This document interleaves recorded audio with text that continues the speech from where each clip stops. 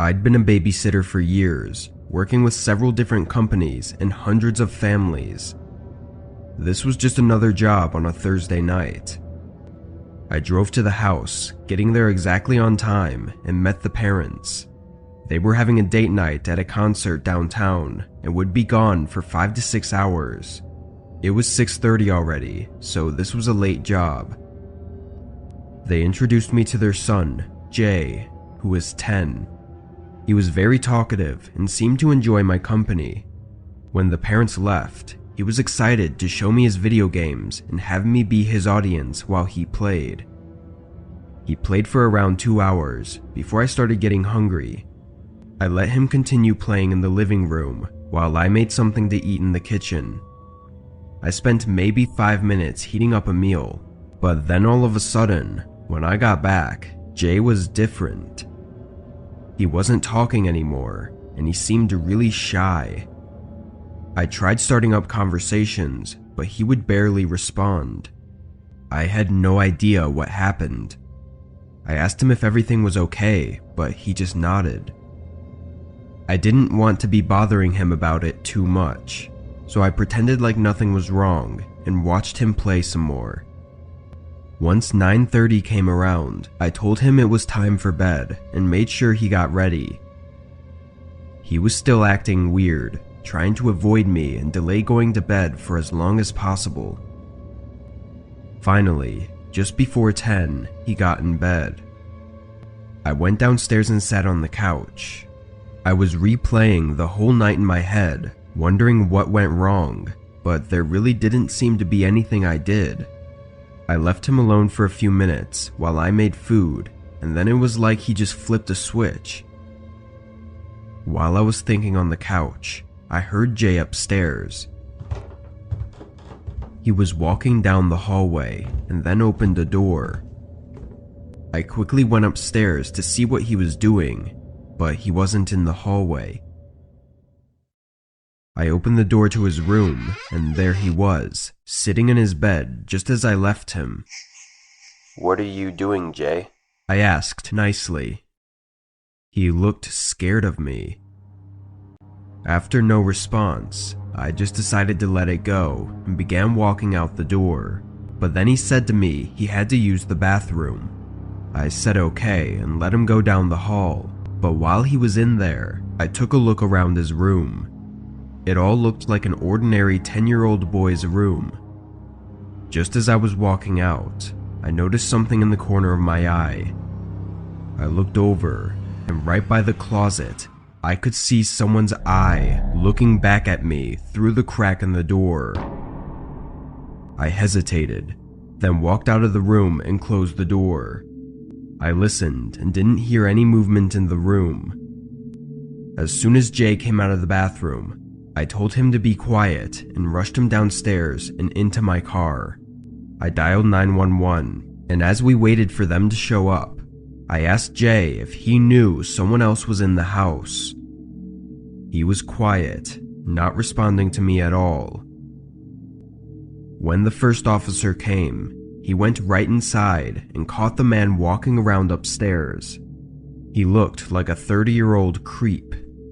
When questioned, the man said he was a friend of Jay's and that Jay even let him in the house to babysit for the night.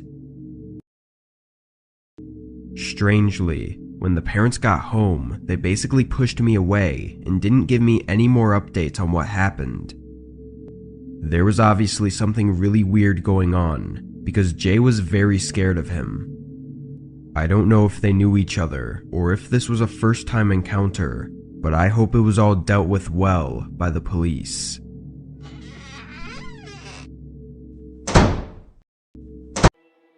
When I was 16, my parents made me get a job. They were tough like that, and made my older brother do the same when he turned 16 as well. He got a job in retail, working as a cashier for some tech shop, but I wanted to do anything other than that. The only thing that caught my attention was babysitting. I had younger cousins that I enjoyed being around, so I thought it wouldn't be so bad. There was a company in my town that I applied for, and after a short interview, they offered me a position. It wasn't a very normal hiring process, at least I don't think. Once hired, they took some pictures of me and had me fill out a bio of who I was. Then they posted me on their website as a babysitter. I waited. A few weeks went by and still, nobody had booked me. My parents told me to be patient, but I was already looking for other jobs. Until one day, I finally got a notification. Someone booked me for a full night and morning, meaning I would have to spend the night there and continue watching them in the morning. It was on a Saturday, so I didn't have school, but spending the night somewhere else felt strange to me. I arrived at the house at the scheduled time of 10 p.m. I was met at the door by the dad, who invited me in. He was an older man, in his late 50s I bet, but he told me his daughter was only 4 years old. He showed me to the kitchen, where he had me sit at the table with him and talk to me for a good 25 minutes. He asked me all about myself. I wasn't sure if this was normal or not for parents to do when hiring a new babysitter, but I went along with it. At some point, I realized I hadn't met or even seen his daughter yet, so I asked where she was. He said she was upstairs in her room sleeping, and that I wouldn't have to worry about watching her until the morning. Then he got up abruptly and said he had to go, and would be back around 11 tomorrow morning. He stepped out and left me the key to the house. I remember feeling very confused about the whole situation. None of it felt like I thought it would. The first thing I did after he left was walk around the bottom floor. I forgot to ask where I was supposed to sleep, or if there was food for me to make, or any games for us to play. Probably all questions experienced babysitters would have asked right away. As I walked around, I began wondering where all the kids' stuff was. He said his daughter was 4, so I expected a mess of toys all over the house, but there wasn't a single toy in sight. I even checked in a few drawers that looked like they might have some, but there weren't any. The fridge and cabinets didn't seem to have much kid food either. I realized this was off to a really bad start, and I just needed to relax. I decided I would text the dad in the morning and ask him about the food and stuff, but for now I would just make myself a spot on the couch and sleep. I found a blanket and used the couch pillow, then turned off the lights. I tried to sleep for nearly 2 hours, but there was something off about the house that just kept me up. Then, at 1 a.m., I heard something click on the other side of the house. I shot up and looked across the room. The whole house was quiet now. I was sitting up for a minute until I heard the back door softly slide open. My heart was pounding as I got up and went to the hallway that had a clear view of the back door. I was confused to see the dad with his back to me while he was trying to softly close the door behind him. I believe this moment that I had to process everything before he saw me was likely the reason for my escape. As he turned and saw me, I started running for the front door. His footsteps followed behind me, rushing down the hallway and yelling at me to stop. I ran for my car and got in. The dad wasn't far behind, banging on my window as I backed out of the driveway. While running away was a smart decision, the next one wasn't so much. I didn't say anything about what happened. I think I was worried that I had done something wrong or messed up as a babysitter somehow. A month later though, I finally told my parents and they said it was too late, but I should have reported it. It was an obvious red flag that the man didn't contact the babysitting company, practically showing that he was guilty of something. I'm sure there was no daughter, and no reason for me to be at his house, other than for some sick plan he had set up for me. I hired a babysitter for my 6-year-old a few months ago. I used a website to hire the same young girl every time because she was familiar with my son already. On this night though, she wasn't available. I had somewhere to be at 5 and only needed someone to watch my son for a few hours, but there was only one babysitter able to come at that time. It was a 17-year-old boy named Ben, who looked nice in the pictures. I scheduled him to be here at 4:30, then waited. At 4:30, I had my son turn off his video games so that I could introduce them, but Ben still didn't show. I was watching out the windows for his arrival, but at 5, I called the website and asked where he was. They told me he clocked in on their app, supposedly meaning he arrived and was babysitting already. After discussing it a bit more, they canceled it and apologized, but said no one was available to cover for him. I was really angry, being forced to cancel my plans. At 6, I made dinner for myself and my son, and we started watching a show together. In the middle of the episode, there was a knock at the front door. I paused the show and went up to look through the peephole. A guy was on the porch, and I saw his car parked in our driveway as well. I opened the door. "Hi, I'm Ben," he said. I gave him one of those "are you serious right now" looks. "You're over 2 hours late. Just go," I said, closing the door in his face. Not the nicest thing to do on my part, but I was honestly even more upset that he chose to show up still. I sat back down and played the show again. After a couple minutes though, I checked the window and saw that his car was still there in the driveway. A cold rush ran through me. I went back to the door and looked out the peephole. It was dark, and at first I didn't see anything, but then, at the very bottom of the peephole, I saw him. He was standing very still, pressed all the way up against the door, like he was listening. I watched him for a few seconds, so creeped out that I was in a state of shock. I must have been visibly so, because my son called out to me in a worried voice. I snapped out of it and backed away, telling my son to go to his room and lock the door. I called the police, but I think Ben heard.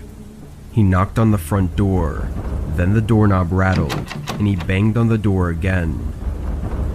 I heard his footsteps move around to a nearby window, followed by him trying to pry it open. I ran around the house to make sure everything else was locked, then joined my son in his room while we waited for the police.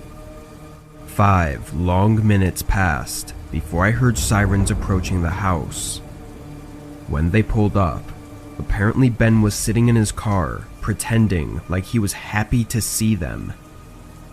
He made up a whole story about me being crazy and said he was just here to babysit at his scheduled time.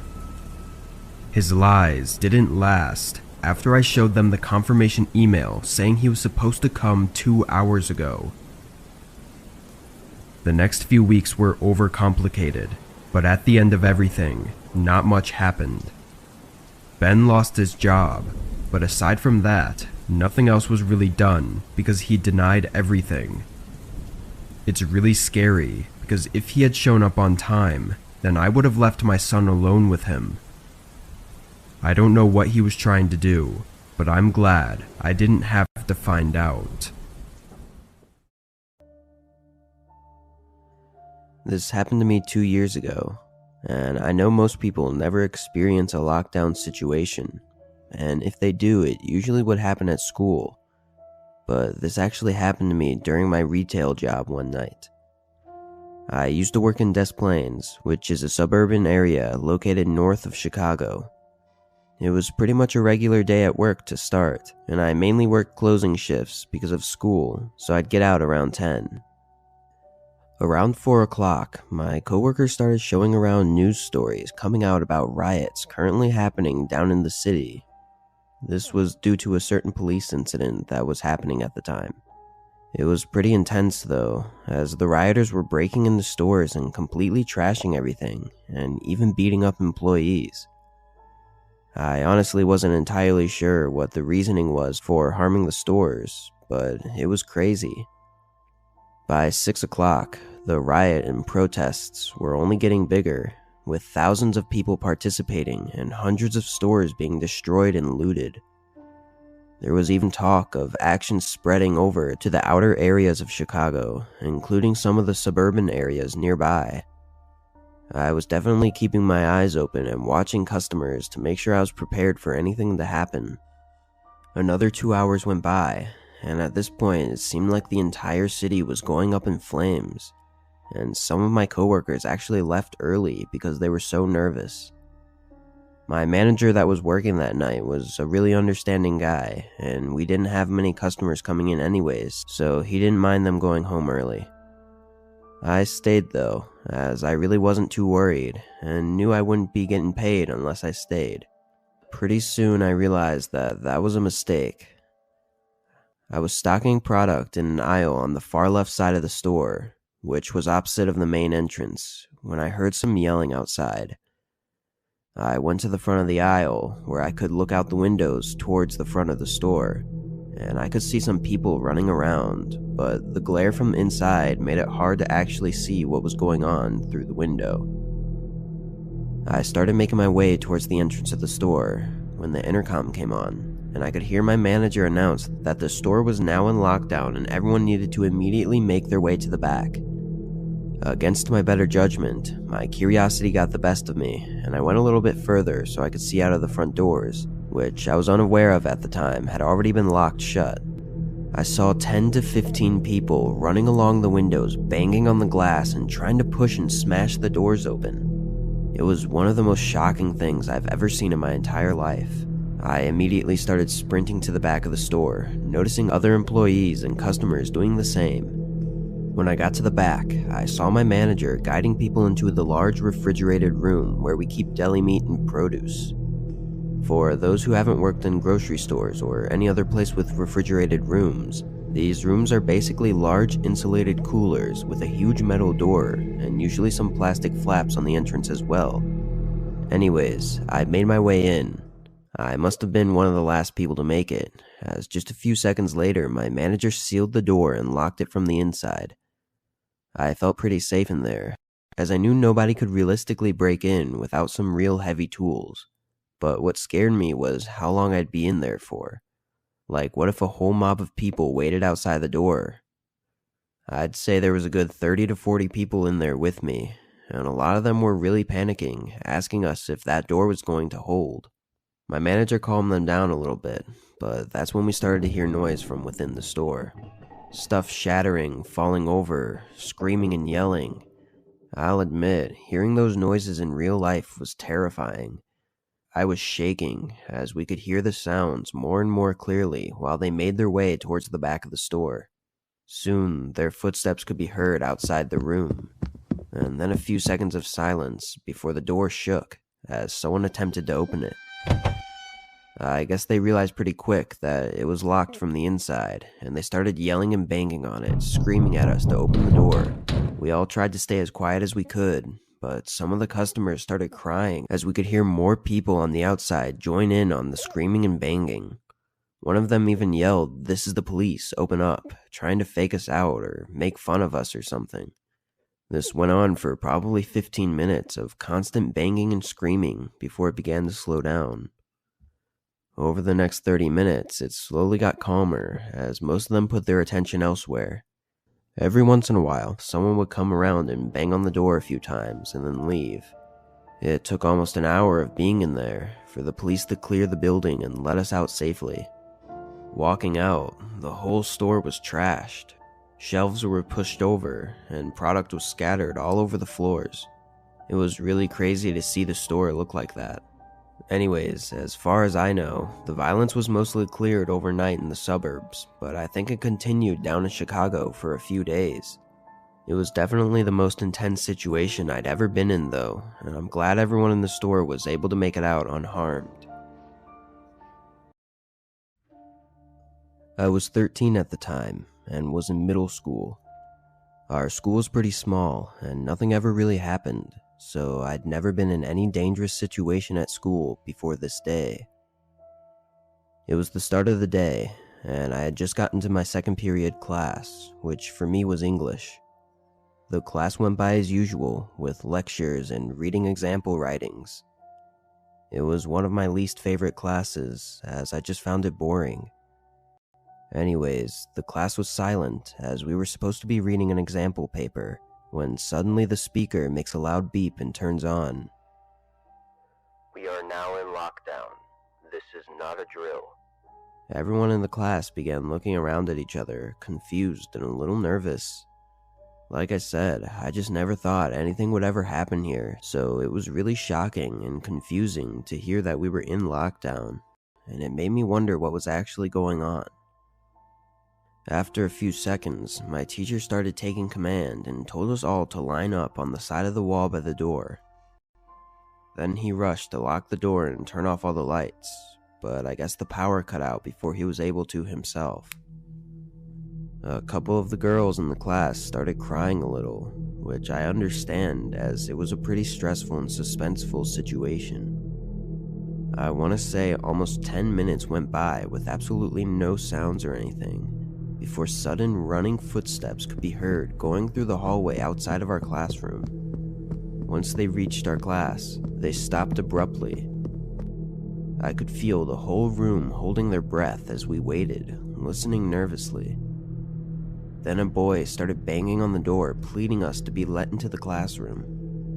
I was honestly terrified, as I couldn't tell how old the boy sounded, and I looked over at my teacher, who looked equally as terrified as all of us. He got up and moved towards the door slowly, looking through the window. Then he quickly opened the door and let the boy in. I recognized him from just seeing him walking around the hallways before, but we never had any classes together. My teacher asked if he was okay, and then told him to sit along the wall with all of us. Once we were all settled again, I leaned over and whispered to him, asking what happened. He said he was in the bathroom during the lockdown and waited for a while before some middle-aged man came in and started banging on all the stall doors. Apparently, once the guy banged on his stall, he crawled under the side of the stall and made a run for it. Luckily, the man only chased him down a small hallway before letting off. This sent chills down my body, as if I suddenly realized that this was really happening and we were in real danger by some crazy guy. Not even a minute later, clear, loud footsteps were heard approaching our classroom door. Some of the other kids in the room were holding their mouths shut, trying to muffle their crying, as a single bang on the door echoed through the room. A few seconds later, 2 or 3 more sets of footsteps walked up to the door, and the group began talking to each other. It was too muffled to hear what they were saying, but knowing that it was a whole group of dangerous men made my stomach drop. I looked over at my teacher, who was trying to calm one of the girls, but even he seemed terrified. Then one of the men outside yelled, and all their footsteps ran away. I guess the cops had finally shown up. I could feel the sense of relief from the whole class. We stayed there for another 20 minutes before it was all finally clear, and then the situation was dismissed. Apparently a whole group of sketchy guys walked in, asking to pull out one of their kids from a class. Obviously, none of them were actually parents to any of the kids, so the whole thing escalated, and they forced their way into the building. That's about all we were told, but it was definitely a situation that I'll remember for the rest of my life.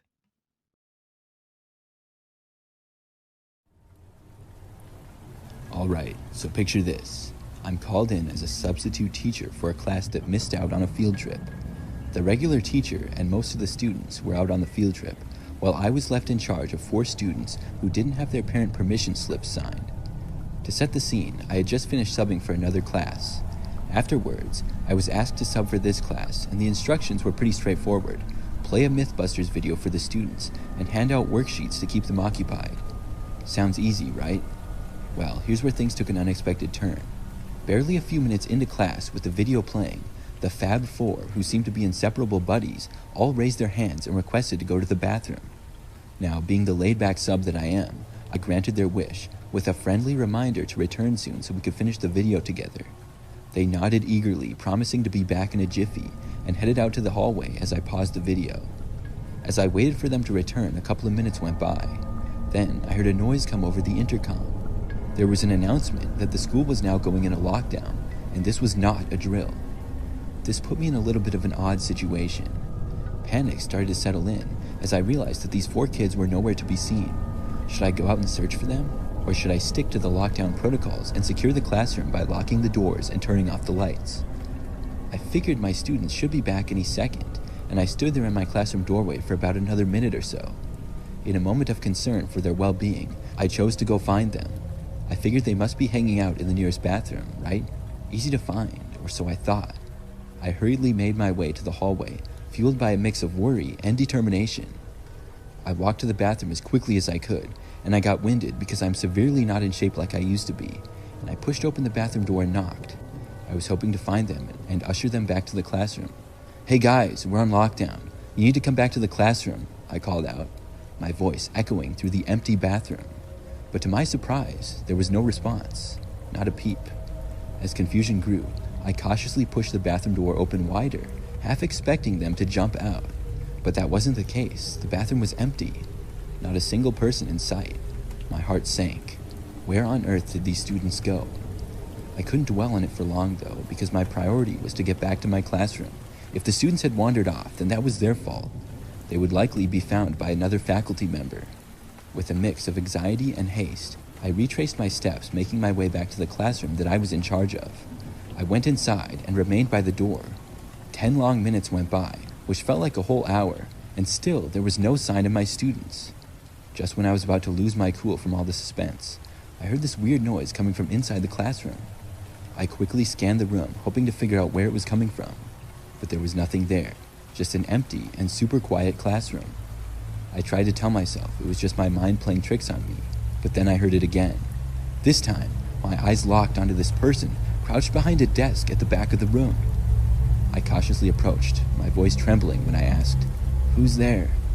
I was praying it was just a student playing an elaborate prank, but to my dismay, the figure that rose up from beyond the desk was no student. It was a man, a complete stranger, and certainly not a student. I freaked out and sprinted out of the classroom immediately, desperate to find help. Now, as a grown adult, you're probably wondering why I bolted and didn't stay in the room and fight him. Well, like I said, I'm not as young as I used to be, and I'm not in shape, so the odds of me winning a fight protecting myself are like 4 out of 10. I pounded on the door of the nearest classroom, and thankfully, the teacher opened the door. Their expression quickly turned to concern as they listened to my explanation of what had happened. Without wasting a second, they dialed the school principal and alerted her about the new situation. Soon enough, the school became filled with activity as police officers were everywhere in the hallways. It turned out that the stranger I had encountered was the very person the school had been locked down for. He must have snuck into my classroom when I was down the hall looking for my students. This realization made my mind go black as I thought about all the possibilities that could have happened if I didn't run away from my classroom. It turned out that the missing students had taken refuge in another teacher's classroom. Nobody had thought to inform me, though. Rumors began to circulate that this intruder had ulterior motives, with whispers of him searching for someone specific or possibly carrying a weapon. The details remained vague, and the school kept the information tightly under wraps. Looking back on that day, I'm just grateful that everybody was okay. After that crazy incident, I needed some serious time off. When I finally went back to teaching, I had a whole new perspective. I will certainly never forget that day. This happened a few years back during my sophomore year of high school. One thing I should mention is that I went to a public high school that was well known for being one of the largest in the country with a high graduation rate. Each of the 4 classes had over 1,000 students, and the faculty was probably around 1,000 as well, so there were about 5,000 people in the building at the time that this happened.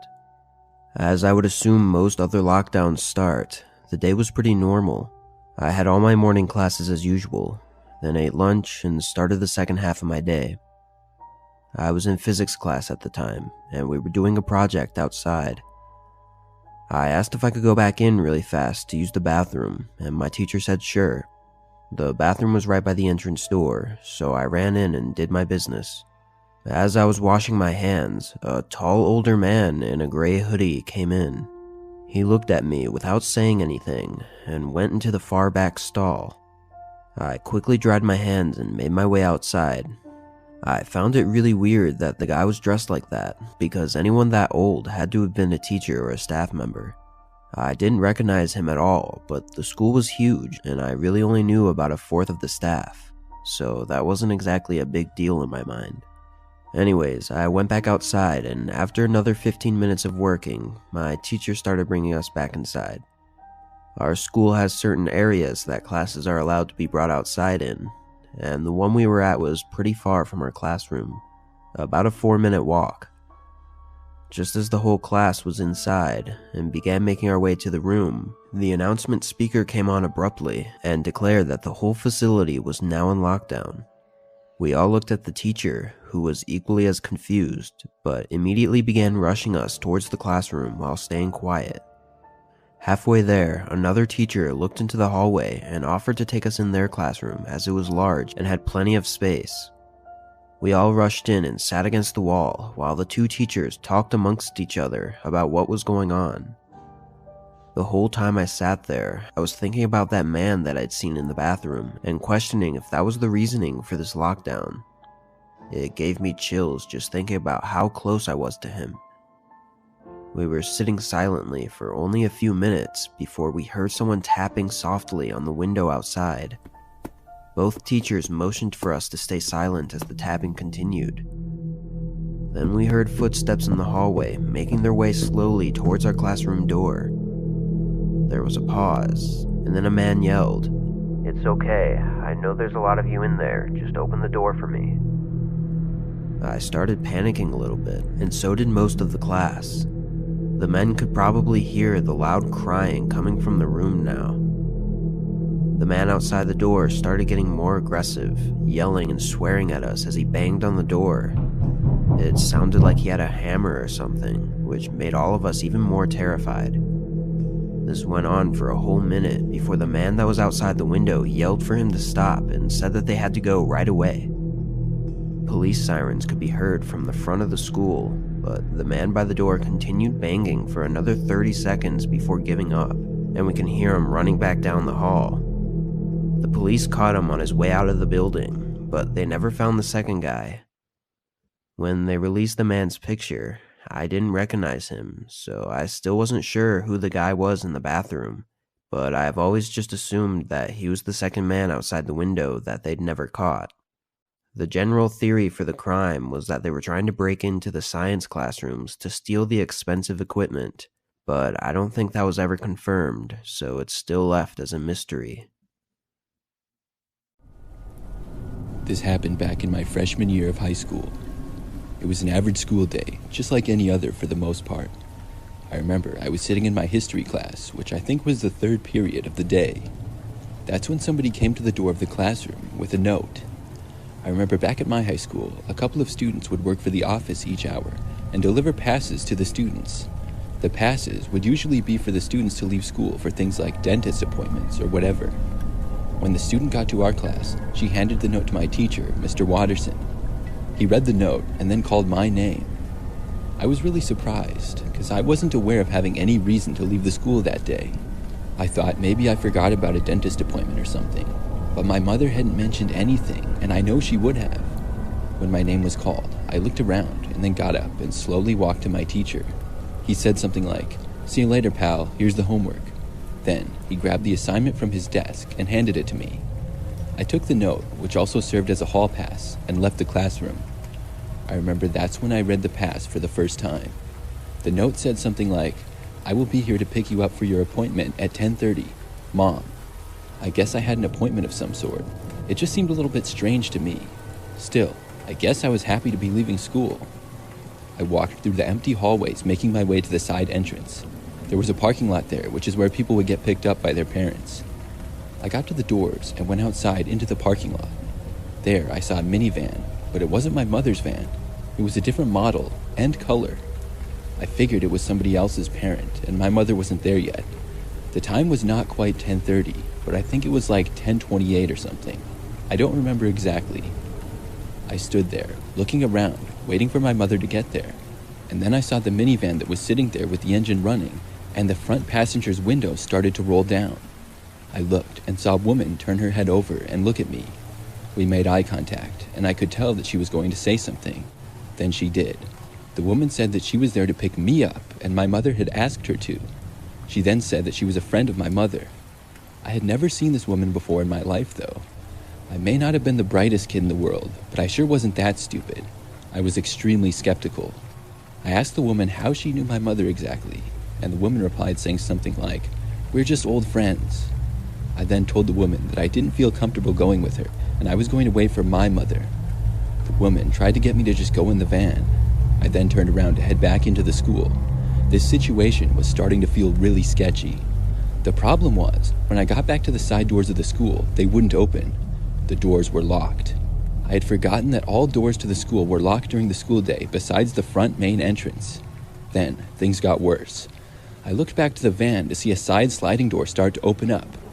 I wasn't aware that anybody else had been inside of it. A man emerged and started walking towards me. The van was maybe 50 feet away at this point, as I stood right outside of the side doors to the school. I felt like my only option was to run away. I turned and ran around to the front side of the school. I didn't bother to look back at all to see if I would be chased.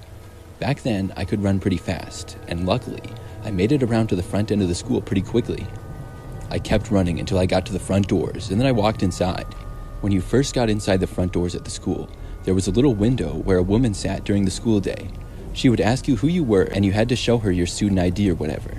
She asked me for my ID, and as I got it out, I tried to tell her about what had just happened.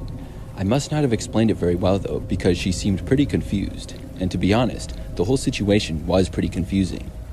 I got a hall pass from my mother to leave school for an appointment that I didn't know what it was. Then my mother wasn't there, but another woman was, and asked me to go with her. Then a grown man popped out of the side of the van. Believe me, I was just as confused as she was. After confirming my school ID, the woman at the window wrote me a pass to go back to my history class, and I was on my way. I walked through the empty hallways of the school, back to class. This was just about 15 minutes after I had originally left. When I walked back in, my teacher was speaking and there was a video that was paused on the board. I remember it was super awkward walking into the middle of class. Everybody was staring at me. They, as well as the teacher, were probably all really confused seeing me return soon after I had left. "Back so soon?" Mr. Watterson said. I just said, "Yeah, there was confusion and I didn't have to leave." I then sat back down at my desk and the lesson continued. Class only went on for about another 10 minutes after that, and then we were let out. My next period was English. This class was always pretty boring to me for some reason, but it was also fairly easy. I had Miss Gallo as my teacher, who was very nice. I got to class, and the day started like any other. But during this class, probably 20 minutes in, Miss Gallo got a phone call at her desk. She paused the lesson and answered it. When she hung up the phone, she told us that we were going into a lockdown, and she made it clear that this was not a drill. She seemed fairly concerned, and we all had to leave our desks and sit on the ground in the back of the classroom. We had no idea what it was about, and I truly had no clue either. I wasn't able to connect the dots for some reason. The lockdown went on for a good 30 minutes.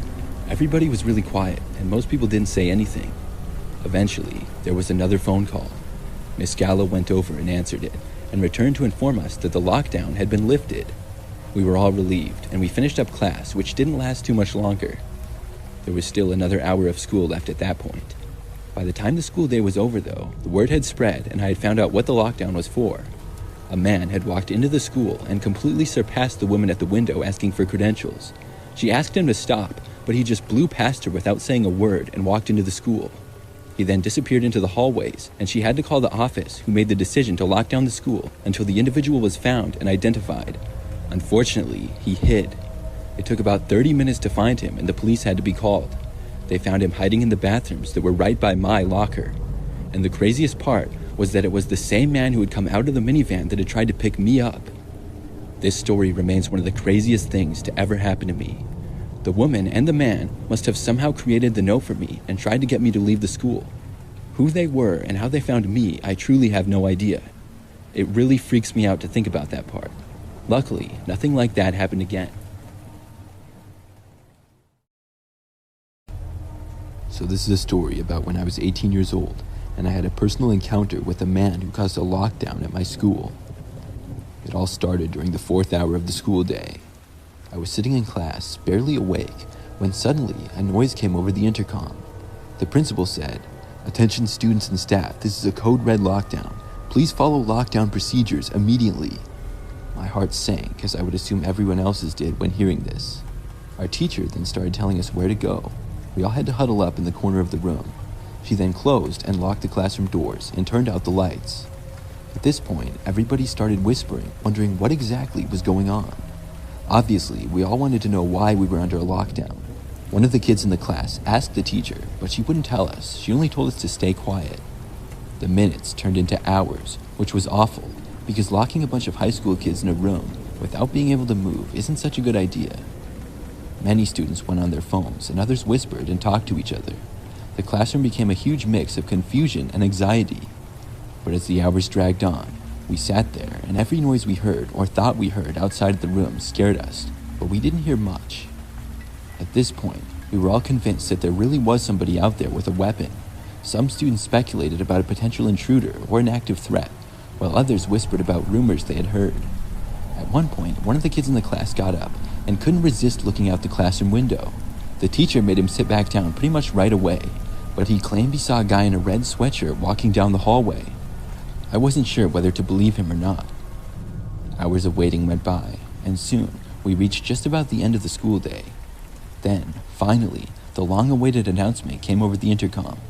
"The lockdown has been lifted. Please remain calm and proceed with caution." Everybody was so happy to be able to leave, and the classroom doors swung open. We all cautiously stepped back into the hallways. But the story didn't end there for me. Back then, I rode the bus to and from school, and I boarded it along with the other kids. As I rode the bus home, the events of the day replayed in my mind. The whole day just felt weird and off, and it made me more aware of the things around me for the rest of the day. When I got off the bus, I noticed that a ways back, a car was parking on the side of the street outside of my house, and I only lived with my parents, who were both at work at the time. The car wasn't like right in front of my house, but a little ways down. We also lived in a little more rural area, so the yards were bigger and there was a little more space. This also meant that we got less traffic through the neighborhood though. After getting off the bus, I quickly walked inside, hoping that the car would just drive away. When I got inside my house though, I checked out the window and the car was still there. I could see that somebody was inside of it, and it just gave me a bad feeling. I didn't want to take any chances. I called my parents, casually asking when they would be home, hiding the anxiety in my voice. They mentioned that they would be a couple of hours, which did not help my situation. I did not tell them about the car on the side of the street, because I didn't want them to worry, and I hoped that the car would drive away soon. Alone in the house, I hid by the window, peeking through the curtains. The car outside wouldn't leave, and it freaked me out. Trying to distract myself, I turned on the TV and put on a sitcom, but my eyes kept darting back to the creepy car outside. It just wouldn't leave. I decided that I wasn't going to look outside anymore. It wasn't doing me any good. Maybe 10 minutes passed and I was just watching the TV. But then I heard a door closing outside. It was a car door. I quickly looked back out the window again, and this time saw a man getting out of the vehicle. He was wearing a red sweatshirt. I watched him start to walk up, right into our front yard. I ducked down and then ran away, sprinting for my bedroom. I got inside, closed my door, and hid under my bed like a little kid. I was terrified. My heart was racing, and I didn't know what to do. A few moments went by, and then I heard another sound. It was a knocking at my bedroom window. That just about made me jump up. Immediately, I took out my phone and dialed 911. Whoever was there was definitely up to no good. I told the operator exactly what was going on, and I was told that the police would be there shortly. In the meantime, I wasn't hearing any noises, and the man had knocked on my window just the one time. I was still scared as could be, though. A few more minutes passed, and I remained hidden under my bed. I had hoped that the man had gone away, but just as I was thinking that that may have been a possibility, there was a sound of glass breaking coming from the other end of the house in the back. The guy had broken in. I heard some more noise from that direction, and soon it sounded like somebody was inside. Then I heard another noise. It was police sirens. This was the best sound that I had heard all day. I heard the man inside the house turning around and leaving through the back the way that he had came. Less than a minute later, the police were there. Long story short, they actually caught the guy running away in the neighbor's backyard. The same man was also in fact the cause of the lockdown at my school earlier. Apparently, he had somehow gotten inside the school, probably before it started for the day. Somebody spotted him inside and the school went under a lockdown. I don't know how, but he was able to evade everybody and then leave the school without getting caught, likely escaping out of an open window. I still can't believe how he went to my house of all places afterwards. It makes me think that possibly the guy was stalking me. Either way, I'm glad I don't have to worry about it anymore.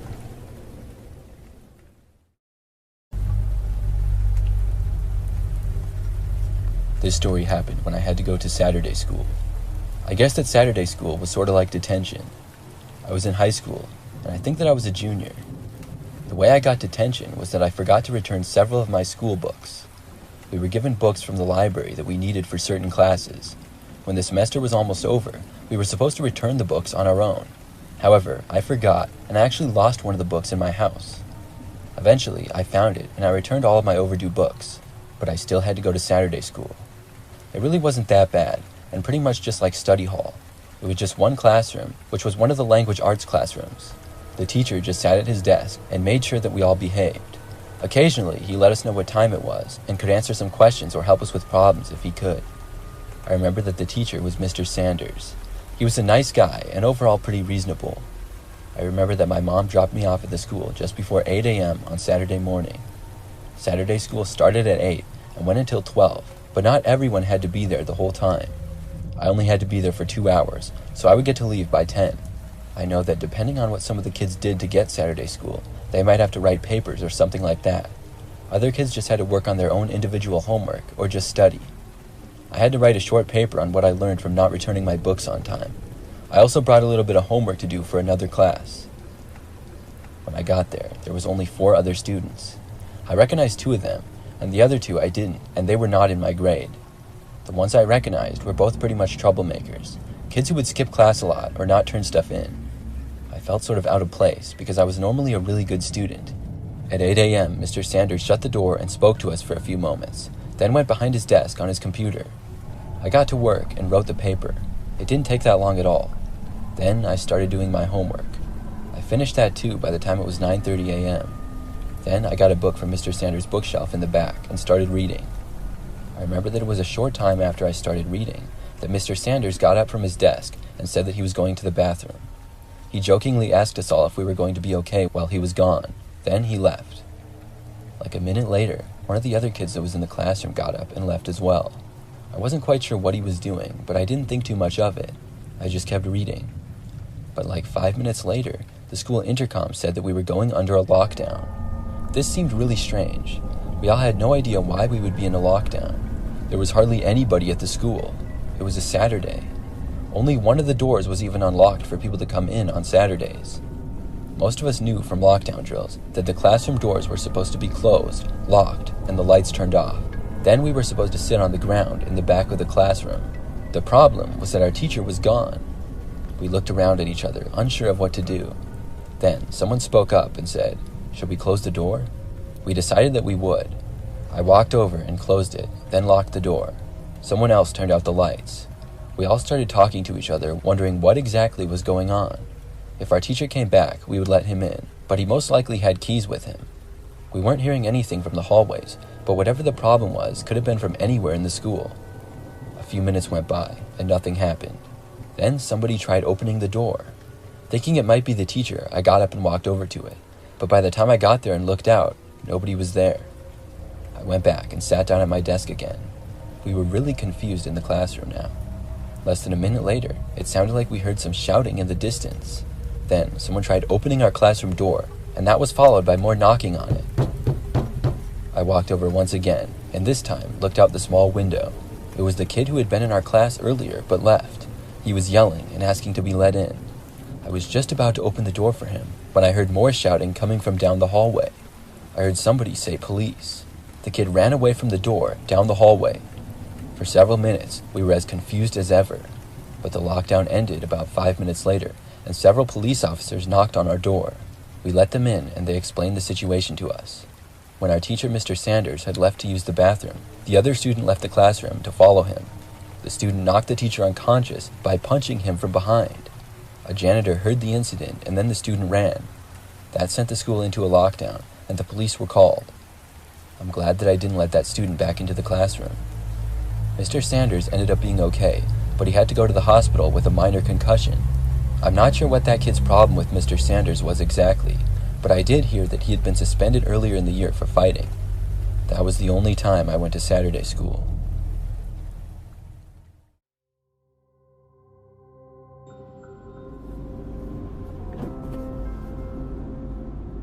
I was driving for DoorDash on the weekend to make some extra money. I worked a day job, so I could only start driving later in the night. When I started, it was a little past 9. I got my first order and dropped it off, then drove back to where the restaurants were. I drove in circles for a while, maybe 10 minutes without getting a single order. It was late, but on the weekends there would usually still be a decent amount of orders. Finally one popped up and I accepted it, though it was a small order with a small tip. After that one, I waited in a parking lot for almost 20 minutes before the next order came through.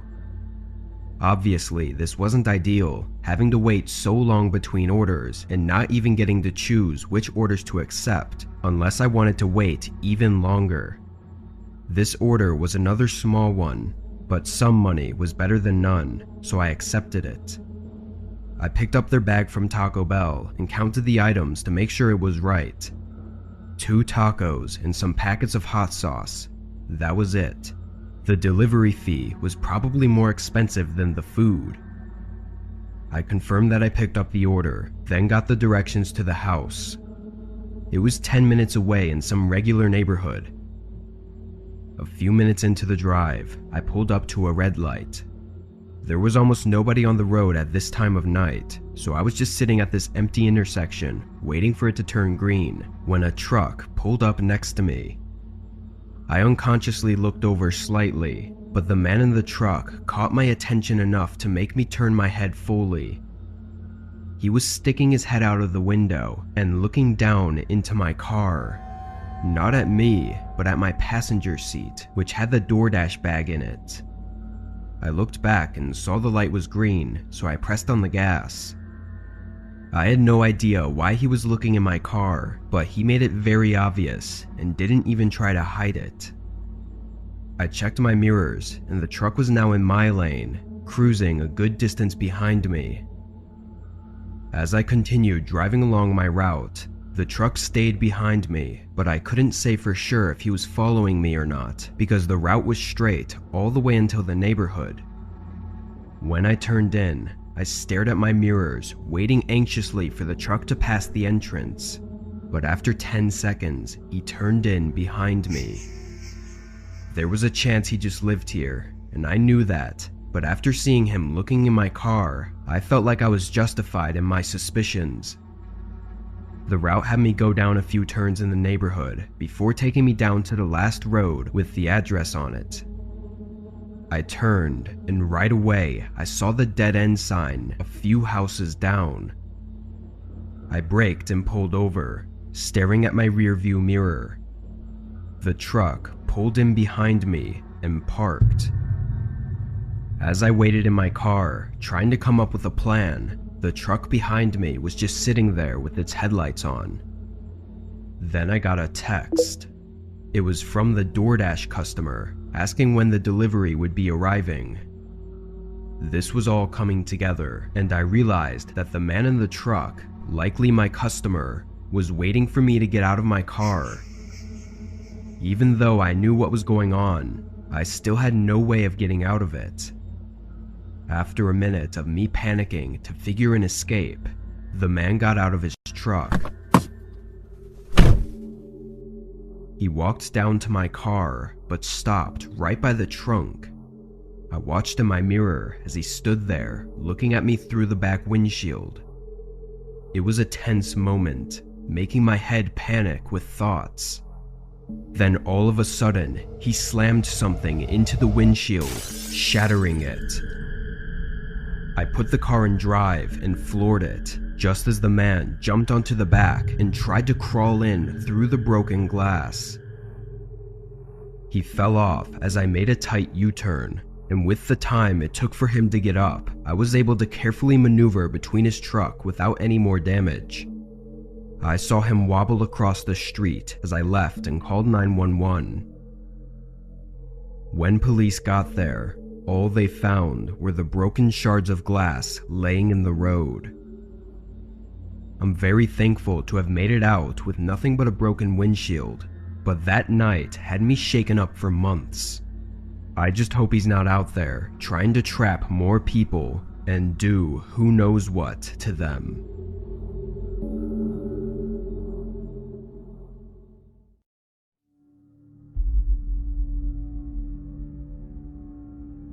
I'm an Uber driver, mainly working in a large suburb outside Las Vegas. The city is a bit sketchy sometimes, but this suburb is known for being a nicer area, so I never found myself worrying too much. Sure, I'd get some weird people sometimes, but they were usually just drunk, high, or otherwise intoxicated in some way. I'd worked for a few months with no issues and found myself actually enjoying the job. On this night, I was working around my usual time between 6 and 10 p.m. It was one of those nights where I was getting a lot of people and making a lot of money.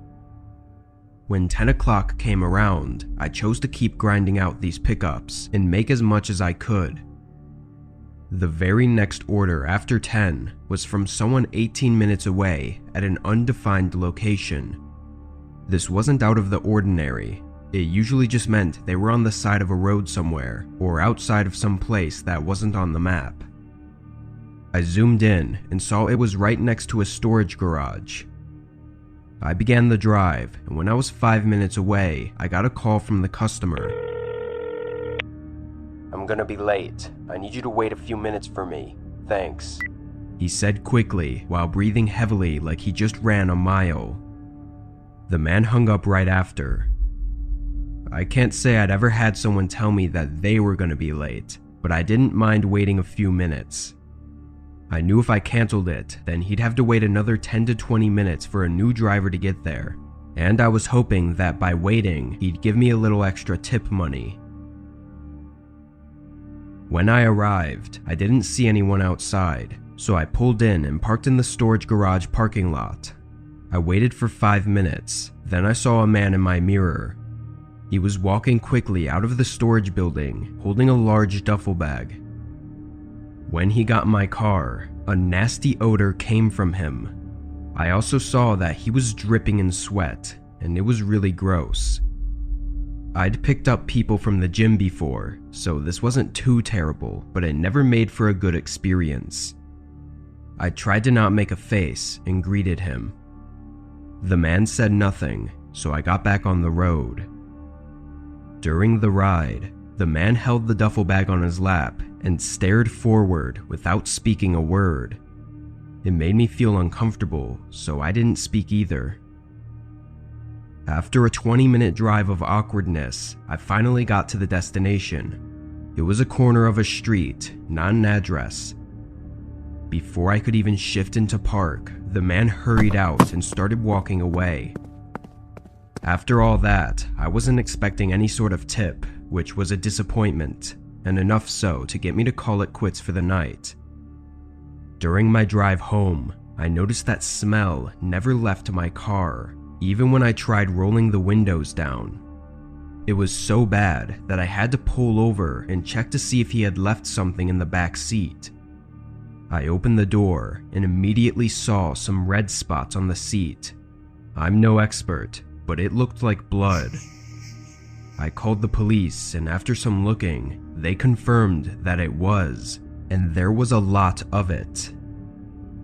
We tried to track the Uber account, and the next day, they even contacted the storage unit, but had no luck with identifying the man.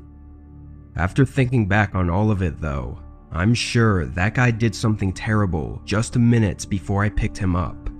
I mean, he was sweating and carrying a duffel bag with blood soaked into it. And on top of all that, he used fake accounts with both Uber and the storage unit. It really showed me that even in a place that's considered to be nice and safe, there's still terrible people doing terrible things. I took a week off from Uber, then got back to it, but I'm way more cautious about who I'm picking up.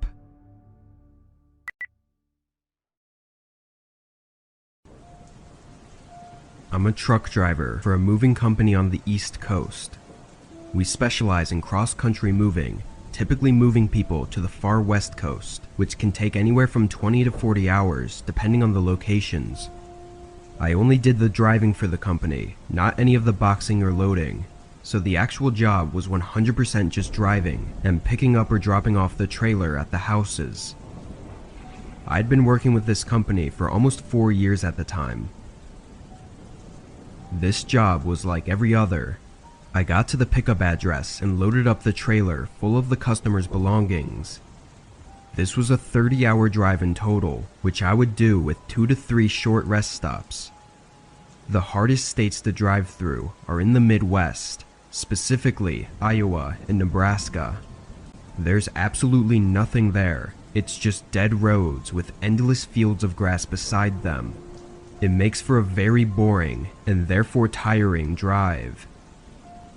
As I passed through the Iowa border into Nebraska, the sun had just set and I'd been on the road for about 20 hours. I took a short break already a couple states back, but was just about ready for another. My eyes were heavy and I could feel the drowsiness coming in, but a few more miles down, I saw something on the side of the road. A car was stopped off to the side of my lane with its headlights on. It was a narrow road, so I slowed down to carefully pass. As I did, I noticed the exhaust was steaming, so the car was still running. There was also a man leaning against the driver door and looking right at me. I passed by and gave him a nod, but as I got further down the road, I saw him get back into the car. It was very strange for someone to be sitting on the side of an empty road with a car that still runs. He didn't look like he was in any sort of trouble. He looked like he was waiting. I checked my mirrors often, but the car's headlights disappeared behind me after a few minutes. I was a bit more awake now, but my eyes still felt heavy. Only a mile or so more down the road, I saw another car. This one was sideways in the middle of the road, and as I got closer, I saw another vehicle on the side. It was a large box van. I wasn't sure exactly of the situation, but seeing that gave me a bad feeling. I eased into my brakes, but the car stayed in the middle of the road, so I was forced to come to a full stop. I was maybe 20 yards away and could see multiple men standing along the road, and one man in front of the car. I'd have to be the dumbest person in the world to not understand what this was at this point. With no better options, I started moving the truck backward. The men stayed where they were with this horrifying confidence. Then a light shined behind me and a car approached, blocking the way back. A man got out of the car, sprinting at the back of my trailer, and at the same time, all of the men in the front started sprinting at me too. In that instant, my mind went blank and all of my adrenaline took over. I slammed on the gas as I heard a pop on the back of the trailer and the doors swung open. The men in front yelled and tried to stand in my way, but once they saw I wasn't stopping, they jumped on the side of the road. I rammed right into the car, knocking it off the road and completely destroying it. A few gunshots sounded in the distance, but none hit. I could hear cargo falling out of the trailer for the next 5 miles before I was able to call the police and meet an officer on the road. Of course, this was a total mess, but as it all unfolded, it turned out to be much more than just a random attack and robbery. When police arrived at the scene, the car I'd slammed into was left behind, being damaged beyond drivable. With it, they tracked down one of the members of the attackers who gave up information on the others.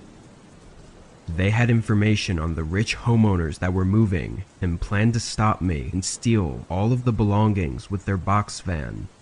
They never said what exactly they would have done to me after they robbed the truck, but I don't think it's a stretch to assume that it would have been a lot easier for them to not leave any loose ends.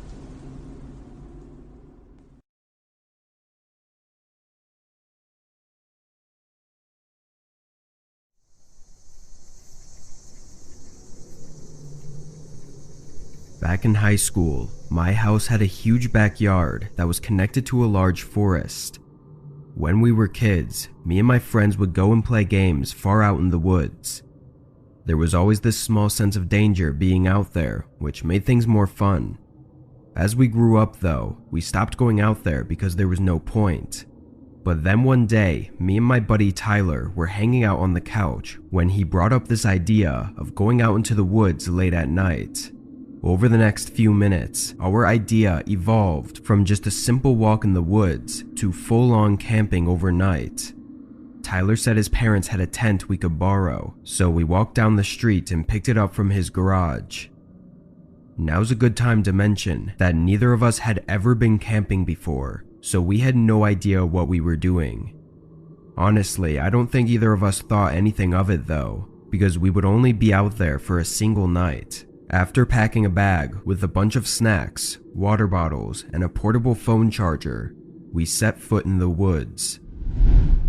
We found out within the first couple minutes that the flashlight Tyler brought was really shitty, barely lighting up more than a few feet ahead. It was enough to keep us from walking into trees and bushes, but we couldn't see much else. During the first 15 minutes of walking, we talked about how excited we were and how creepy it was going to be.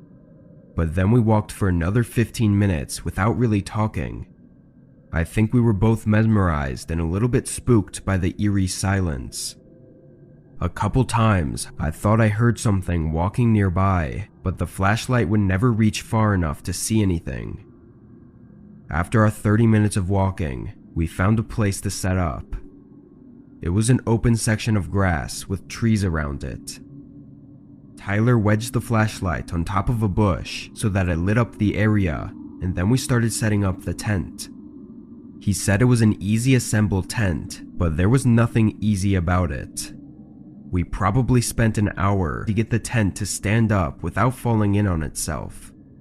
It also didn't help that every time we'd hear something, we'd have to grab the flashlight out of the bush and shine it around, then set it back up and start over on the tent. I don't know about Tyler, but at this point, I was regretting coming out there. When we did eventually get the tent up though, it was a lot less stressful. We sat inside and listened to the sounds of the woods. It would be completely silent sometimes. Then a minute later, there would be birds chirping or some other animal making noises. It was a really cool experience until we both heard a more familiar sound. We stayed in the tent, listening as these footsteps made their way around the trees. They didn't sound like they were getting closer, but more like they were passing by.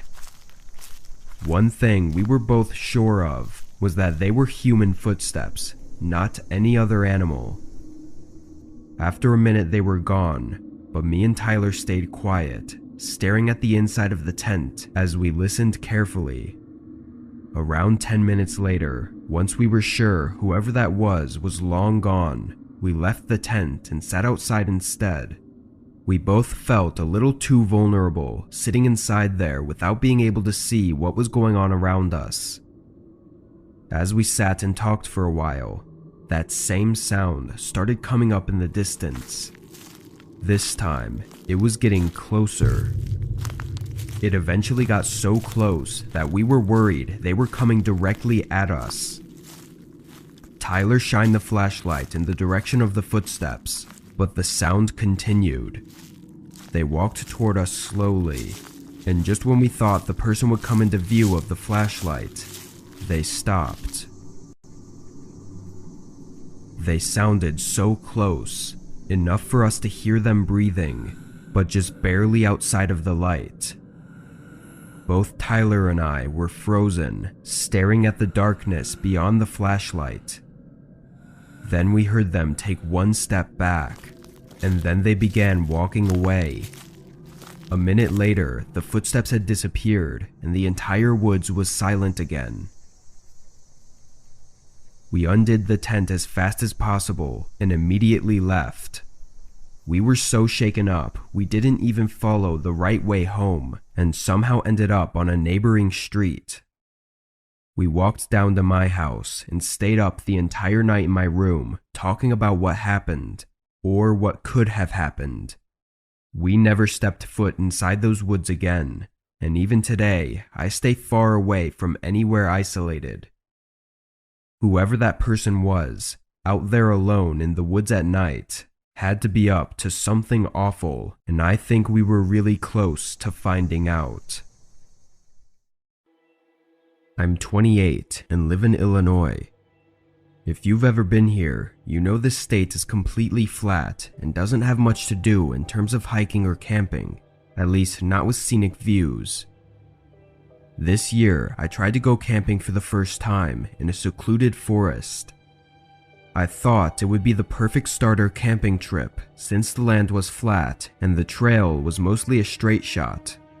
At the end was supposed to be a small pond, so at least there would be somewhat of a nice view. The hiking part was short, being just under an hour, but the pond at the end was very underwhelming to say the least. It was very small and surrounded by swampy mush, so I had to put my tent further down into the forest where the ground was dry. I'll admit though, after an hour or two, I was really bored. I decided to get up and walk around the pond just to see what was around. I wandered to the other side, and really there wasn't much to see. It was a peaceful and beautiful forest, but there were no defining landmarks of any kind, so it was kind of just the same forest all around. I started making my way back to my camp, and by then the sun was mostly gone. I brought a small fire starter, so I used that to get a campfire going and heat up some food. But not long after sunset, I noticed a light across the pond. It was in the trees just outside of the pond, but it was right where I had walked earlier, and I knew there was nothing there just an hour ago.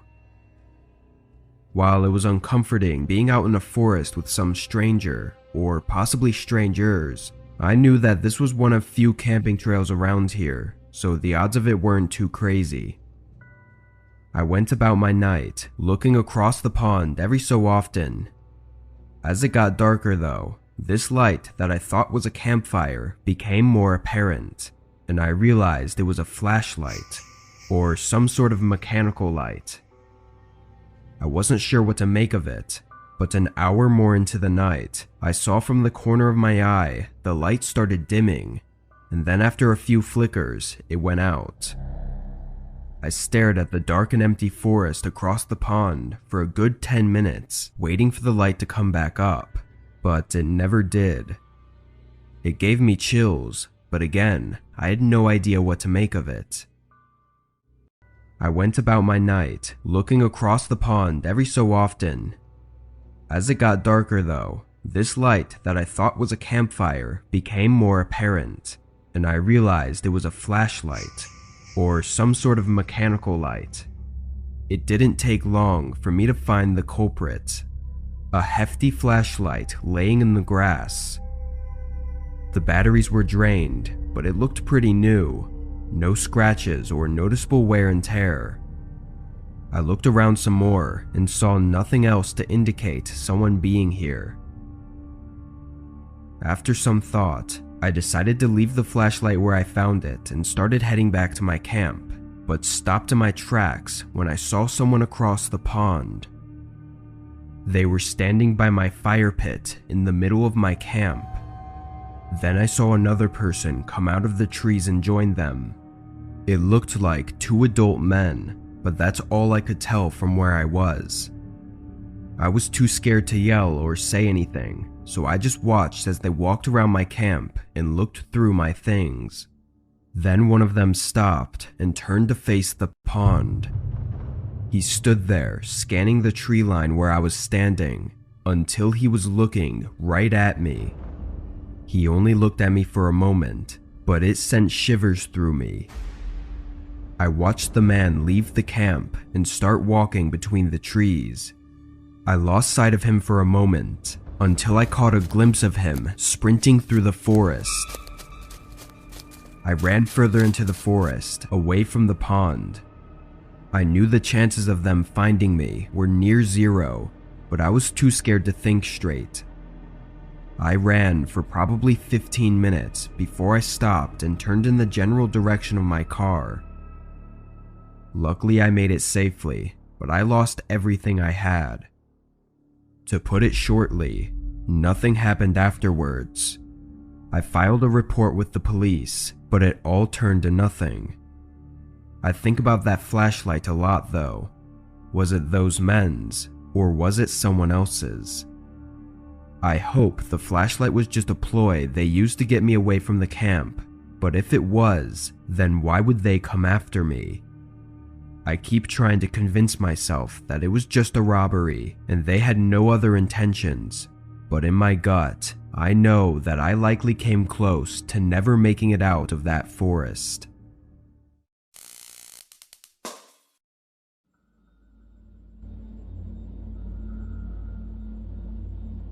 Last year was the first time I'd ever had something happen on my camping trip. I'd go camping alone several times a year, usually going to the same spots, but sometimes I'd try and find somewhere different. For this trip, I decided on a 4-mile camping trail that I'd never been on before. I drove out 2 hours from my house to a remote location where I started the hike from. Right away, I was not enjoying the trail as much as I thought I would, mainly because some portions of it were wet and muddy.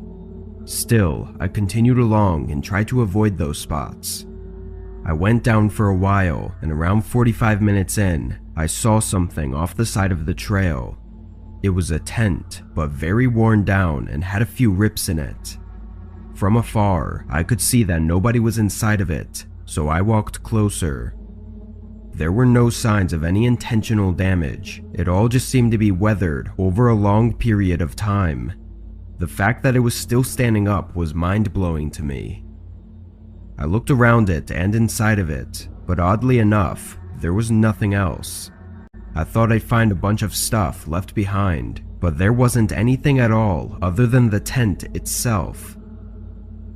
After a couple of minutes, I went back to the trail. I thought about it for a while, but couldn't come up with any good reasons to leave a tent like that.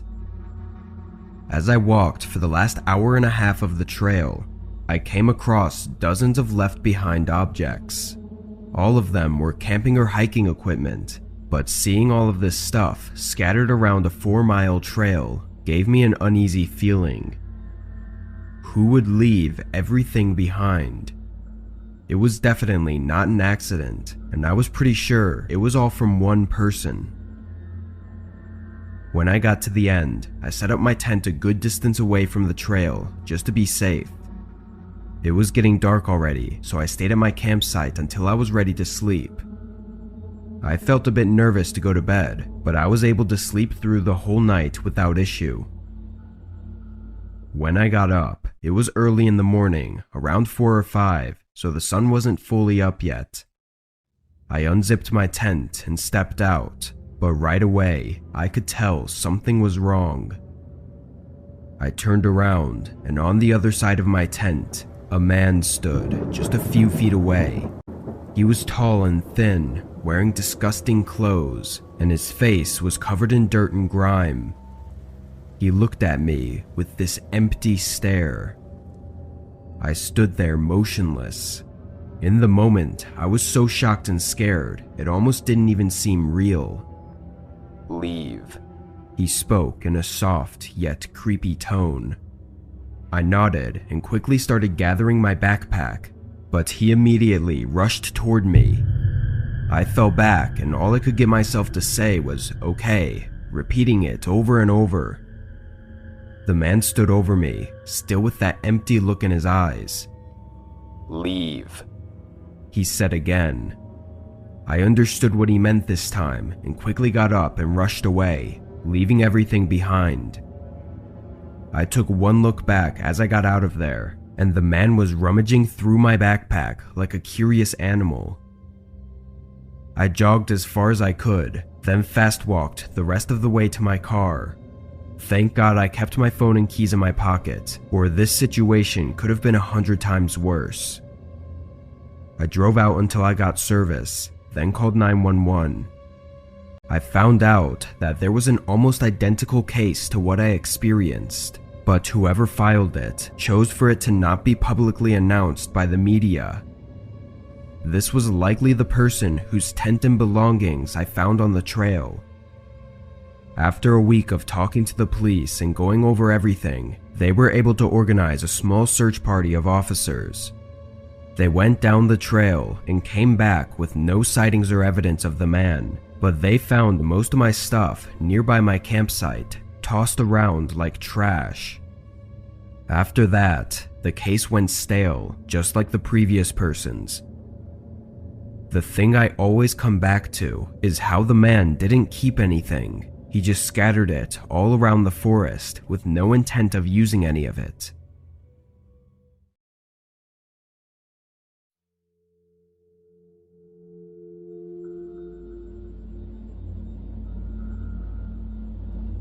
When I was 20 years old, I lived in a very small one-bedroom apartment that I'd moved into when I turned 18. Having a better job and more money in the bank, I decided to rent a small house and leave the apartment. It wasn't anything fancy, but it had more space and was a nice step up from where I used to live. The only thing I didn't account for was that everything looked off once I set it up. Coming from the apartment, my furniture was way too small and didn't match the interior of the home. It just looked like I moved into a house larger than I could afford. So, over the next couple months, I saved up more money and put it aside to buy new furniture. And during these months, I also listed a whole bunch of stuff on Craigslist to start getting rid of. Aside from the couch and a couple other things, I listed most of the dressers, storage shelves, and other large furnishings for free. I didn't care about getting paid, so long as they were able to help me haul it out of my house. I sold and gave away most of the items until only two things were left: my old bedroom dresser and a nightstand, which nobody seemed to want. After a month though, someone finally contacted me about them. They asked if both of them were still available and if they were actually free. I said yes to both and we agreed on a date for pickup. On that day, I didn't get home from work until an hour before the time they were supposed to come. But when I pulled up to my house, there was a truck in the driveway. I went up beside them and looked in the window, but nobody was inside. I opened the garage and parked, then went back outside to further inspect the random truck in my driveway. When I looked this time though, someone was in the car. They waved and got out, introducing themselves as the person from Craigslist, here to pick up the furniture. I took a second to react, because I was trying to figure out where they were when I pulled in. "You're an hour early. I said to meet at 7:30. He said he was sorry, but something came up, so he needed to come early. I still didn't understand why he didn't text me before coming unannounced, but since he was here, I showed him inside. He looked at the items for a second and said he'd take them. I helped him haul out the large dresser and put it in his truck bed. We went back in for the nightstand, but as he picked it up, a shuffling sound came from downstairs, followed by a quiet thump. I looked down the staircase, then back at the man, who was now looking at me in a very unsettling way.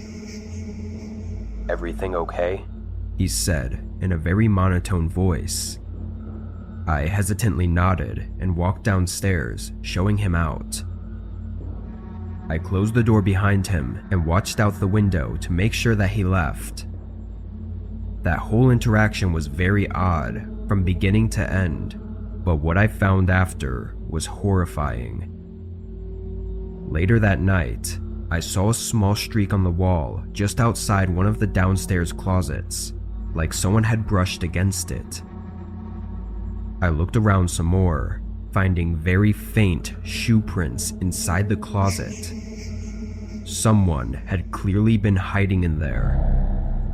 I put two and two together, and I was pretty sure there was another person in my house along with the man.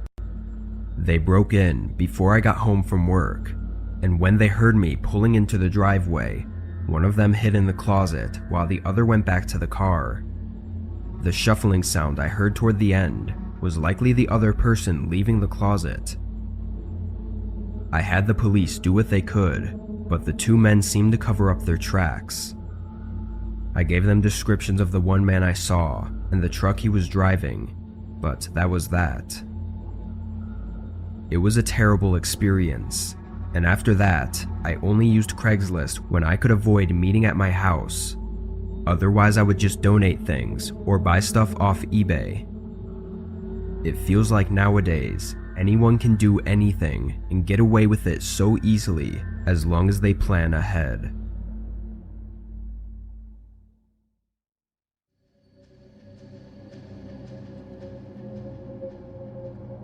Back in the day, around 8 years ago, Craigslist was a very normal service I used every time I had something to sell or needed something to buy on a budget.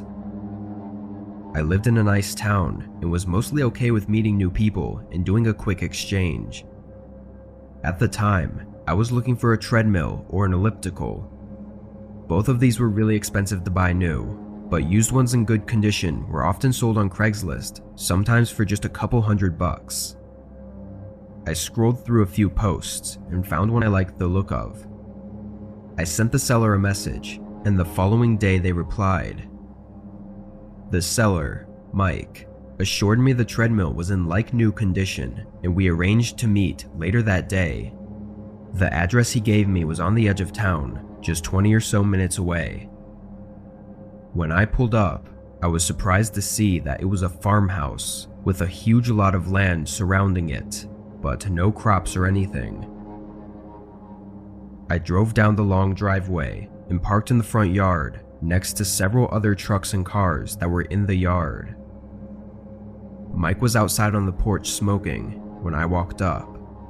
He shook my hand and led me around the back of the house to his garage, where the treadmill was set up right in the middle, plugged in and everything. He leaned against the far wall and encouraged me to test it out. I got on and put it on a walking speed. It seemed to be working just fine, but then I turned it up a little and it just shut off. I looked at it confusingly, and before I could even figure out what happened, the garage door suddenly fell down behind me, slamming against the ground. It was so loud, my heart was racing from the jump scare it gave me. I turned and looked at Mike, who shrugged and apologized, saying it was an old garage and it happened sometimes. I looked back and a cold shiver ran through me, noticing the position I was in. So, did you want it? No, I don't think it works. I was nervous to give that answer, but there was no way I would pay for that. He looked at me without saying anything. After a second, I broke eye contact, feeling a strange tension. Not a problem. I'll show you out, he said, waving me to follow him through the house. With no other way out, I followed. The house was very old looking on the inside, like a farmhouse from the 1900s, except it was really messy. Stuff was piled up all around the walls and even blocking some of the hallways. He walked me down to the front door and stopped right in front of it. There was a long pause as he faced the door, not opening it. He then turned to me. I'm sorry, he said under his breath, like an emotionless psychopath. My body went cold in that moment, knowing something was about to happen. The man quickly stepped toward me, grabbing my arm and forcing me back, deeper into the house. I started yelling, fighting his grip and trying to get away. He pushed me down the hallway, almost back to the garage door, until I suddenly tripped over one of the random things that were piled up. When I fell, he lost his balance too, falling past me. I quickly got up and ran down to the front door, unlocking it and running to my truck. As I backed out, the man came rushing out of the front door and sprinting at my truck. I was able to get away, but my hands were shaking on the steering wheel all the way home. I of course notified the police, but things didn't go how I expected. When they got there, nobody answered the door at the farmhouse. The man never turned up. The vehicles parked on the lot, though, were all found to be unregistered and missing license plates. However, one of them was identified as a recently stolen car. Whoever that man I met with was, he wasn't the owner of the farmhouse. The owner actually lived in a neighboring city, having inherited the land from their parents.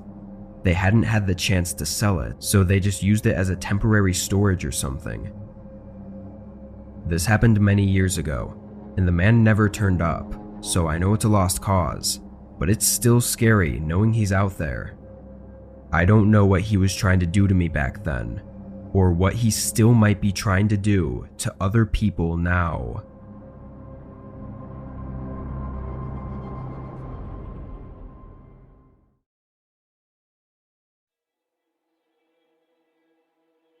I had heard warnings before about using Craigslist, people getting scammed, robbed, or even worse, but I was desperate. I needed a new apartment ASAP, and my budget was tight, so I took a chance and started browsing the housing section on Craigslist. I came across a listing for a small apartment in an old building downtown. The rent was cheap, and the location was perfect for my job. I emailed the owner, and he responded quickly. We discussed a time to meet up, and a couple days later, I drove over there. When I arrived at the apartment building, I couldn't help but feel a bit let down. The old brick facade was crumbling, and the windows were old and dirty, one of them even boarded up. I climbed the stairs up to the second floor, and knocked on the door of apartment 2B. The man opened the door, and I was surprised by how friendly he was. He showed me around the apartment, which was small but still nice. It was in good condition, and I could tell that he put a lot of work into it. He told me he was renovating the whole building, and that the construction noise would only be temporary. We talked some more and discussed the price, and I ended up taking the deal.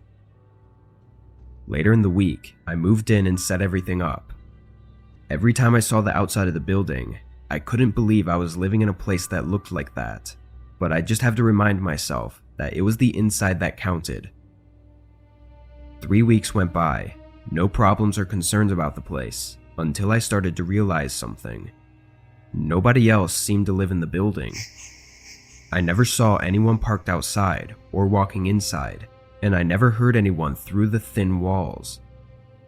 Additionally, I never heard any construction going on like the owner had said there would be. I kept these thoughts in the back of my mind, until one morning when leaving for work, I saw one of the other room's doors was partially open. I walked past it and went about my day, but when I got back later that night, it was still open.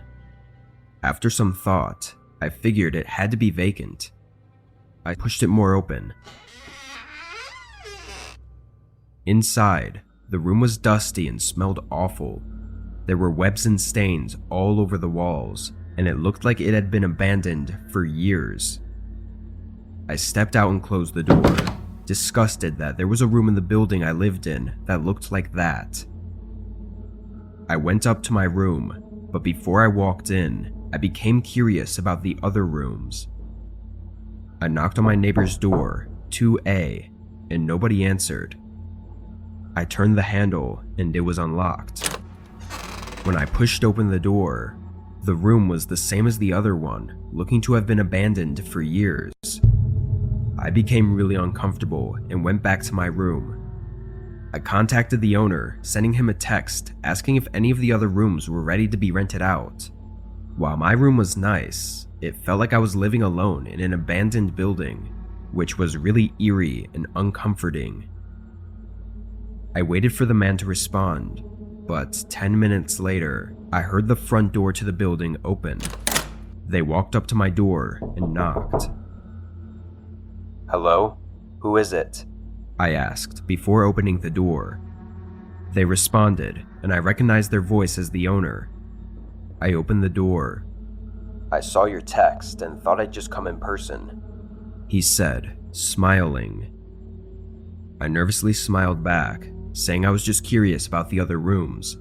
I didn't want to say I went inside them, because I probably wasn't supposed to. He maintained his smile. "Why don't I show you one of the rooms I'm finishing up?" I reluctantly followed him across the hall, but then he stopped by apartment 2A, the room I'd just been in. He pushed open the door and walked in, telling me to come inside and have a look. I stayed, thinking of an excuse, but then he told me again and again, now demanding me to come in. I backed away and ran back to my room, locking the door behind me. I heard him rushing down the stairs and out of the building. After I was sure he left, I started packing up everything, and the next day, I left and never looked back. I never saw that man again, and I never went back to Craigslist for anything. To this day, I still wonder what that building actually was and what the owner was plotting. If I had stepped into that room with him, would I have ever been able to leave?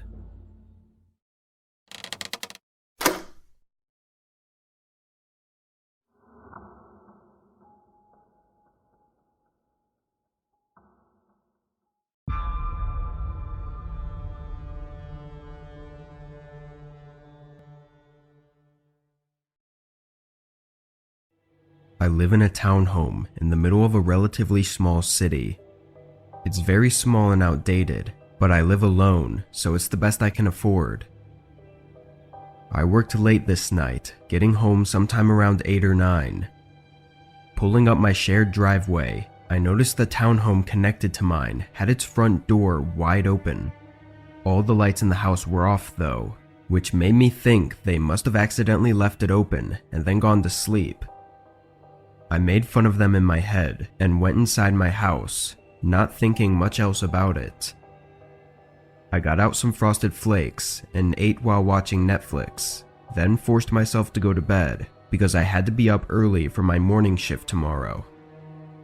Going to my bedroom, which happened to have a connecting wall to my neighbors, I heard a few thumps come from inside their place. My neighbors usually don't make any noise, so hearing anything from them was a rare occurrence. I just hoped they wouldn't keep me up and turned off the lights and hopped in bed. I laid there with my eyes closed for several minutes, trying to drift into sleep, when the most terrifying sound instantly shook me up. My front door being smashed in. It was a single, violent hit. I jumped out of bed and ran into the hallway. There was wood debris all over the floor, and the front door was wide open, but whoever did it must have been moving quickly because they weren't there. I heard some footsteps running through the living room, and at this point, I could tell there was more than one person. I tried to run back to my bedroom, but a man screamed at me to stop. I turned to face 2 large men, both wearing masks and hoodies. One was holding a baseball bat, and the other held some sort of metal ramming tool, which must have been used to bust open the door. This next part was chaotic, as they yelled commands at me and forced me to the ground. I didn't even try to fight back, because I knew it would only put me in more danger. One of them held me down, aggressively pressing my head on the floor, while the other went around the house and shoved stuff in his backpack. I was panicking, breathing heavily, and trying to convince them to get off me and just let me stay out of their way. I probably should have just shut up and stayed quiet, but it was hard to think straight. Somewhere around 2 to 3 minutes in, the man that was grabbing stuff came running back to the hallway, yelling at me and the other guy about something outside. The man got off me and ran over to the window. Then they both came running back and pushed me down as I was trying to get up. They looked full of rage as they started attacking and threatening me before trying to run out the back door, but they were too late. 4 cops had surrounded the house, and seconds later, they forced the men to give up. As it turns out, the men broke into my neighbor's townhome too. They weren't home at the time, but when they pulled in, they immediately called the cops, which was how they were able to help me. The 2 men turned out to be just regular guys trying to make some quick money.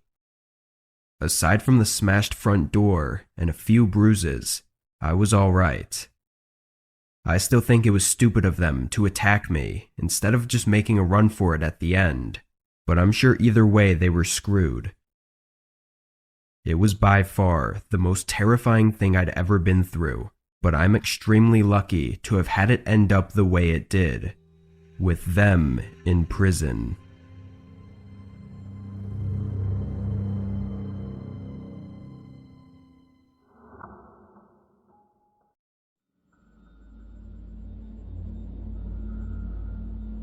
I work overnight at a warehouse a few miles out from my home. My schedule varies depending on the day, but I'm usually home between 4 and 6 in the morning. I was driving home from my exhausting shift, and all I could think about was getting in bed and passing out. I wasn't falling asleep behind the wheel, but I definitely wasn't fully awake either. I parked on the street in front of my house and walked in through the front door, then walked upstairs and fell in the bed. It was one of those days where it just felt so good to be laying down. I was asleep in minutes. When I woke up, I was just as tired, if not more so. I wasn't even sure why I'd woken up in the first place. I rolled over and looked at the window, and it was still dark out, so it had to have been less than an hour since I got in bed. As I began to roll back over to sleep again, I noticed something that made me stop. My bedroom door was open. I stared at it for a good couple seconds, just so confused by it. I never sleep with my door open. It always makes me feel uncomfortable. Coming home that day was a blur though, so I couldn't actually remember me closing the door, but it was just one of those things I knew I'd always do no matter what. I got up slowly and walked across the room. All the lights were off in the house, but I looked down the hallway outside my room as I closed the door. The second the door clicked, a sound came from the other side of the house. I don't know how to describe it, but it was like something moving for just a couple seconds. Then it stopped. My whole body froze, and I stood there for a minute, listening for anything else. The silence was deafening now, and only freaked me out more. I took a deep breath and opened the door again. In my head, I still didn't believe this was anything real. I was sure this was just me being scared over nothing, but I still wanted to check just to keep me from overthinking it. I walked across the hallway to the second bedroom, which was where I thought the sound had come from. The room only had a dresser and a bed in it, so there wasn't much to look around. I didn't see anything, so I started walking back until I heard a door in the hallway creaking open. I leaned over and saw a man stepping out of the closet between me and my bedroom. He was looking at me, and in that moment that we made eye contact, I recognized him. I quickly closed and locked the door to the room I was in, and I heard him run down the stairs and out of the house. Of course, I called 911 as soon as I was safe to go back to my room. Police said there were no signs of forced entry, so they say I must have left the front door unlocked. Again, I know I was tired, but that's just something I always do unconsciously, so I don't know if I can believe it. What scares me is that I know I had seen that man from somewhere before, but I have no idea where or when. It could have just been at the grocery store or walking through the city, but it all seems too coincidental. Also, I don't know how long he was inside my house for, but nothing was taken. I know he was likely the one to open my bedroom door while I was sleeping though, which makes me really uneasy to even think about. He could have done anything or taken anything, but he didn't. Maybe when he opened my bedroom door, he recognized me too and decided not to do what he planned once he saw it was my house. It's all too hard to say, but I've been thinking about it non-stop for a while now, and I'm still paranoid.